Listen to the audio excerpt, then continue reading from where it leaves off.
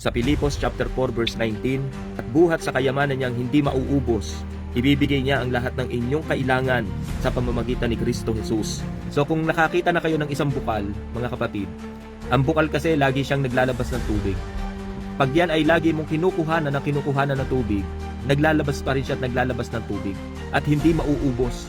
At kapag kinuhanan mo yan, hindi yan nagiging stagnant kasi buhay yung bukal talagang bumubukal yan. At pag yan ay stagnant, babahayan lang yan ng lamok. Pero hindi Amen. The more yung bukal ay kinuhanan mo ng tubig, lagi siya nagpo-provide ng bago. Ganun pala ang Panginoon sa atin, mga kapatid. Unlimited yung blessing ni Lord na ibinibigay sa atin. At sabi nga dyan ni Apostol Pablo, at buhat sa kayamanan niyang hindi nauubos. Unlimited blessing.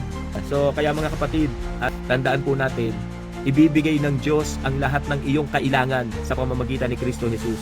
Iba yung kailangan sa gusto lang. Iba yung needs sa wants. Pag merong humingi ng cellphone, iyon ba ay needs o wants? Baka luho lang, baka gusto mo lang. Pero sa panahon ngayon, kailangan na rin talaga. Kasi marami sa mga estudyante talagang, lalo na sa mga nag-o-online schooling, hallelujah, talagang kailangan. Pero kung hindi pa naman kailangan at dadalawang taong gulang pa lang, kailangan na ng cellphone, hindi pa naman siguro, hindi pa kailangan, dadalawang taong gulang, 3 taong gulang. Malibang nag-aaral na, talagang kailangan sa schooling. So, minsan kasi, kaya tayo nahihirapan, ang hinihingi natin kay Lord, hindi needs kundi wants, mga luho lang. Amen po ba?